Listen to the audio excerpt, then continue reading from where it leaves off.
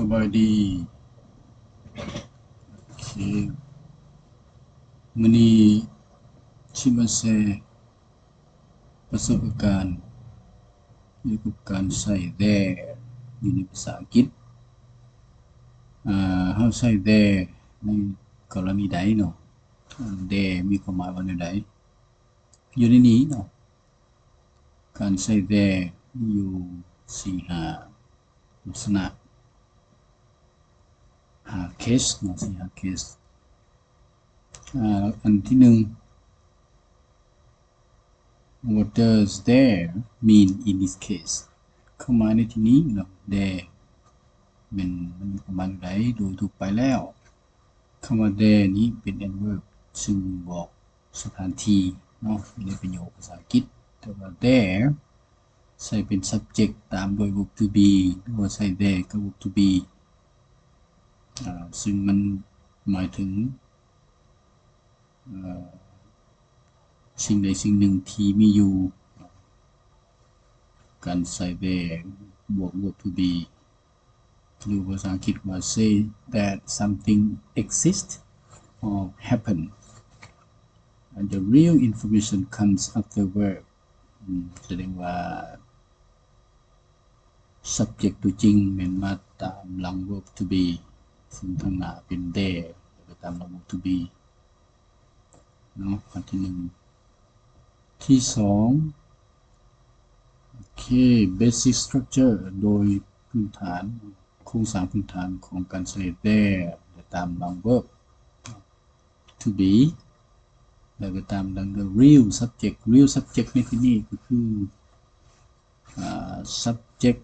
ต่างๆคำนามต่างๆที่ตามหลัง verb to be ซึ่งมันเป็น subject ตัวจริงสำหรับ there ในที่นี้ซึ่งเป็นว่าเป็น subject นั้นก็อาจจะว่า subject เป็น dummy subject หรือว่า essential subject dummy subject คือเป็น subject ภาษาลาวแปลว่า subject ปลอมหรืออาจจะเป็น subject สมมุติฐานสมมุติเป็น subject สมมุติแต่ subject ที่แท้จริงคือตามหลัง verb to be หรือเรียกว่า real formation เนาะตัวอย่างประโยค There is a book on the table โอเคเฮาสิ用 there is ก็ตามด้วย a book so now the book is a real subject ต่อไป There are many students in the class มีนักศึกษาหลายคนอยู่ในห้องและอีกต่อไป There was a problem yesterday เมื่อวานนี้มีปัญหาหนึ่งโอเคต่อไป There will be a meeting tomorrow จะมีการประชุมอื่นนี่ตัวอย่างโดยการใส่โครงสร้างโดยทั่วไปพื้นฐานของการใส่โครงสร้าง there ตาม verb to be หรือ there is there are ในประโยคเหล่านี้ there เป็นคือว่าแล้วว่าเป็น dummy subject ซึ่ง book many student problem meeting เป็น real subject ของประโยค4ประโยคที่ได้กล่าวไปนั้นเป็น basic structure มาเบิ่งตัวที่3กรณีที่3 subject verb agreement ก็คือมาเบิ่งในเมื่อ subject เป็น there verb นี่สิเป็น is หรือ are เนาะจะเป็น is หรือ are ฉันอยู่ในนี้เนาะ the verb agree with the real subject not with there แสดงว่าเนาะ verb ที่ตามหลัง there หันเนาะมันจะขึ้นอยู่กับ subject ที่ตามหลังมันคือเป็น real subject เนาะคือตัวอย่าง a book many students เนาะจะเป็น there is there are ตรงพวกนั้นเป็นจำนวนน้อยหลายตัวอย่างตัวที่ถูก the correct one there is a pen in singular a pen ตัวที่2 there are 2 pens มีปากกา2ด้าม 2อันเป็นจำนวนหลายฉะนั้น are จะเป็นจำนวนหรือหลายก็ต้องเมื่อตามหลัง are เป็นจำนวนหลายเนาะคือ pens หรือว่า two pens ที่เป็น real subject กำหนดว่าน้อยหรือหลายเนาะตัวที่บ่ถูกเนาะมันมีตัวอย่างบ่ถูก there is two pen ตัวนี้เนาะซั่นถึงว่า is ตามหลัง there แต่ก็มันกำหนด real subject เป็น two pen ฉะนั้นตัวนี้บ่ถูกเนาะตัวนี้บ่เห็นตัวที่ถูกมาเบิ่งกรณีที่4เนาะมันว่าเรื่อง ten การใส่ ten อยู่ใน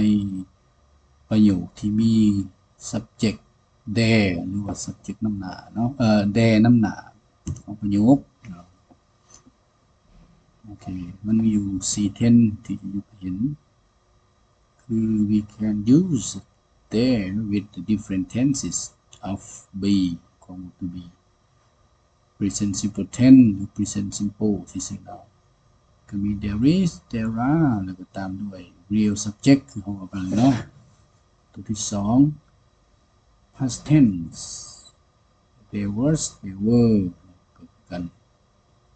ก็มี future tense there will be เนาะจะเป็นตัวเดียว there will be ตามด้วย real subject เช่นเก่า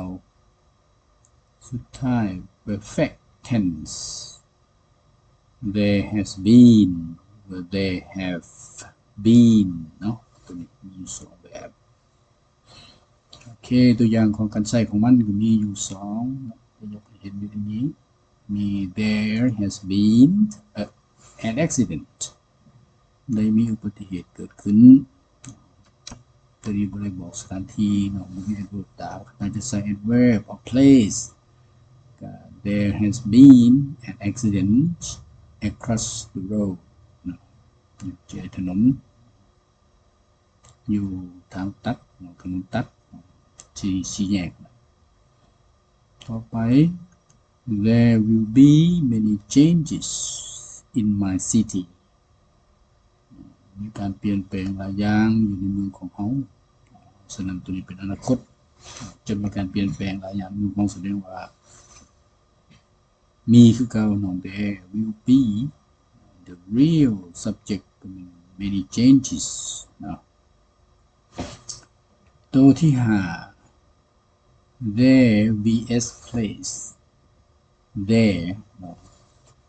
there เฉยๆเนาะบวกกับหรือไปกับสถานที่ there จึงบอกสถานที่เนาะ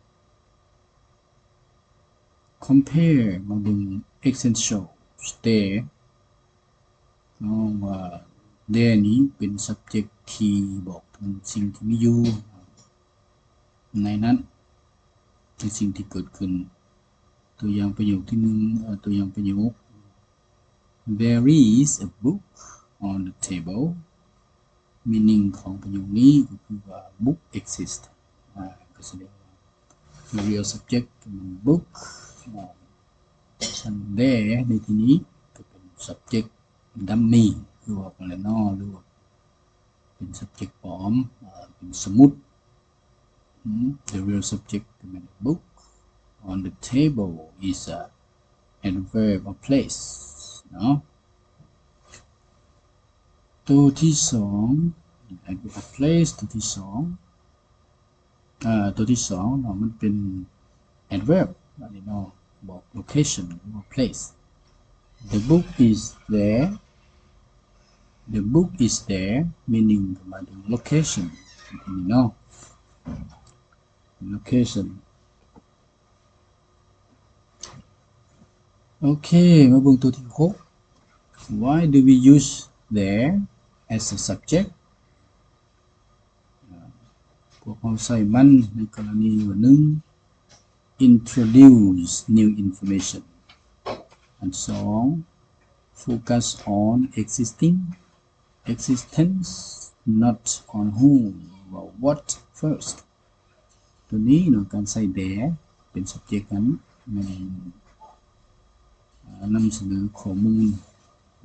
ตัวอย่างที่2มันใส่มันเป็นในใส่โฟกัสเป็นจ จุดที่มีอยู่สิ่งที่มีอยู่ existent สิ่งที่มีอยู่บ่ได้หมายถึงสิ่งบ่ได้หมายถึงว่าสิ่งนั้นบ่ได้ถึงไปหรือสิ่งใดหรือว่าอันใดcompare ประโยค problem is in the system ปัญหาอยู่ในระบบปัญหาอยู่ในระบบโอเคหมายว่าระบบมีปัญหาตัวที่2 there is a problem in the system ตัวนี้เรามาเขียนเป็นแบบธรรมดาตัวนี้เราไปใส่คำว่า there is มีปัญหาอยู่ในระบบเนาะมีปัญหาอยู่ในระบบ2โอเคมีการใส่ there เนาะมีหลายประเภทมีหลายกรณีมีอยู่6กรณีสรุปได้แล้วก็คือการใช้ there นี้เป็น subject ที่สมมุติบ่ปลอมซึ่งอาจจะเป็น subject แท้ที่ subject แท้แม่นตามหลัง verb to be คือ subject real subject อันที่2 introduce the existence of something there นี้เป็นนำเสนอถึงบางสิ่งที่มีอยู่แล้วตัวที่3 verb agrees with the real subject verb นี้ที่ไปตามประโยคคำว่า there นั้นมันขึ้นกับ real subject สิเป็นจำนวนน้อยหรือหลายบ่ขึ้นกับ there เนาะบ่ขึ้นกับ there ที่เป็นประธานโอเคสุดท้าย structure is con ซึ่งโครงสร้างของมันนี่ส่วนหลายของเราเป็น existential there เนาะ existential there existential มาจาก exist หรือเปล่ามีอยู่สถิตอยู่มีอยู่สิ่งที่มีอยู่โอเคซึ่งเวลา there ตาม verb to be จะแปลว่า have แปลว่ามีโดยทั่วไปบอกกันโอเคเรียนมื้อนี้เนาะคลิปวิดีโอตัวนี้เป็นเพียงเท่านี้ถ้าสนใจเพิ่มเติมก็ติดต่อได้เนาะขอบคุณ